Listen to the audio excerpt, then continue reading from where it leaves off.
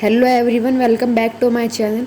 इस वीडियो के अंदर हमारा टॉपिक है class 8 science NCERT chapter number 5 coal and petroleum.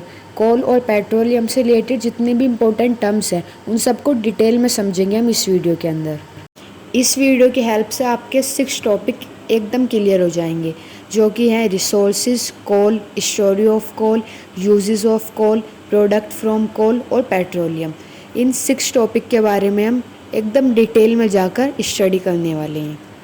First topic है हमारा रिसोर्सेज। रिसोर्सेज वो चीज़ें होती हैं जो हम अपनी डेली लाइफ के अंदर यूज़ करते हैं अपने सर्वाइवर के लिए। रिसोर्सेज की हेल्प से या उनकी वजह से ही हम अपनी लाइफ को जी पा रहे हैं। For example air, water, food, ये सब हमारे रिसोर्सेज है, क्योंकि अगर हमें पानी नहीं मिलेगा तो भी हम सर्वाइव नहीं कर सकते। एयर, फूड, अगर ये दोनों चीज़ भी नहीं मिलेंगी तो भी हम सर्वाइव नहीं कर सकते। रिसोर्सेज वो सारी चीज़ें हैं जो हम अपने सर्वाइवर के लिए यूज़ करते हैं। रिसोर्सेज भी हमारे 2 टाइप्स के होते हैं, नेचुरल रिसोर्सेज और man made resources. Natural resources वो होते हैं जो हम यूज़ तो कर रहे हैं, वो हमारी नीड्स को फुलफ़िल तो कर रहे हैं, लेकिन उनको हमने नहीं बनाया, वो हमें नेचर से मिले हैं। For example air, water, sunlight etcetera, इन तीनों चीज़ों को हम यूज़ कर रहे हैं, लेकिन हमने इन तीनों चीज़ों को ही नहीं बनाया है। और मैन मेड रिसोर्सेज वो होते हैं जो हमारे नीड्स को फुलफ़िल करते हैं, लेकिन उनको हमने खुद ही बनाया। फॉर एग्ज़ाम्पल फ़ैन, बुक, हम फ़ैन का यूज़ कर रहे हैं लेकिन फ़ैन भी हमने खुद ही बनाया, तो वो एक मैन मेड रिसोर्स है। नेचुरल रिसोर्सेज भी हमारे 2 टाइप्स के होते हैं, इनएग्जॉस्टिबल नेचुरल रिसोर्सेज और exhaustible natural resources. Inexhaustible natural resources वो होते हैं जो हमारे पास अनलिमिटेड क्वांटिटी में, हम जितना चाहे उनका उतना यूज़ कर सकते हैं, वो ख़त्म नहीं होंगी। For example wind, soil, air, ocean waves, हवा को हम जितना चाहे उतना यूज़ कर सकते हैं, वो ख़त्म नहीं होगी। और एग्जॉस्टिबल नेचुरल रिसोर्सेज वो होते हैं जो हमारे पास लिमिटेड क्वांटिटी में, अगर हम उनका ज़्यादा यूज़ करेंगे या फिर ज़्यादा तेज़ी से यूज़ करेंगे तो वो ख़त्म हो जाएंगे। अगर हम अपने चैप्टर से रिलेट करते हुए एग्जॉस्टिबल नेचुरल रिसोर्सेज के एग्जांपल बताएं तो वो हैं कोल और पेट्रोलियम। कोल और पेट्रोलियम दोनों ही हमारे पास लिमिटेड क्वांटिटी में, अगर हम उनका ज़्यादा यूज़ करेंगे तो वो एक दिन ख़त्म हो जाएंगे। कोल और पेट्रोलियम फॉसिल फ्यूल भी है। फॉसिल फ्यूल वो होता है जो डेड प्लांट्स और एनिमल्स की बॉडी से ऑब्टेन्ड होता है, उनकी मदद से बनता है। नेक्स्ट टॉपिक है हमारा कोल। कोल क्या है? कोल एक फॉसिल फ्यूल है। कोल का जो कलर होता है वो ब्लैक होता है और कोल पत्थर की तरह हार्ड होता है। अब कोल की फॉर्मेशन कैसे होती है, कोल बनता कैसे है?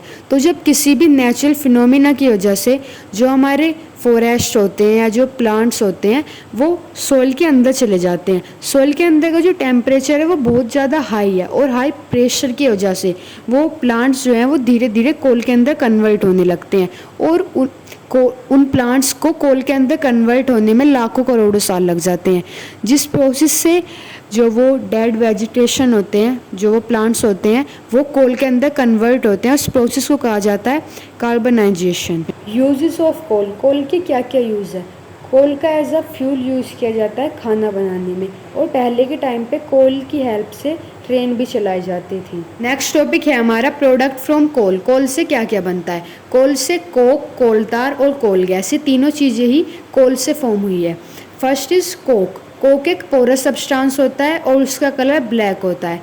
कोक कार्बन की प्योर फॉर्म होती है। सेकंड है कोलतार। कोलतार एक लिक्विड सब्सटेंस होता है और उसकी स्मेल अनप्लीजेंट होती है, मतलब कि गंदी स्मेल होती है। कोलतार 200 सब्सटेंसेस का मिक्सचर होता है, उससे भी ज़्यादा का। और कोलतार का यूज़ किया जाता है परफ्यूम बनाने में, पेंट्स बनाने में, और पहले के टाइम पे कोलतार की हेल्प से रोड भी बनाई जाती थी। Third is coal gas. जब कोल को कोक के अंदर कन्वर्ट किया जाता है उस टाइम पर जो गैस रिलीज होती है उसी गैस को कोल गैस कहा जाता है। कोल का टॉपिक हमारे यहाँ पर ख़त्म हो गया। अब हमारा नेक्स्ट टॉपिक है पेट्रोलियम, कि पेट्रोलियम कैसे बनता है। पेट्रोलियम समुद्र की तली में बनता है और पेट्रोलियम एक्वेटिक एनिमल्स की डेड बॉडी से बनता है। जब कोई भी एक्वेटिक एनिमल समुद्र के अंदर मर जाता है तो उसकी जो डेड बॉडी होती है वो समुद्र की तली में चली जाती है।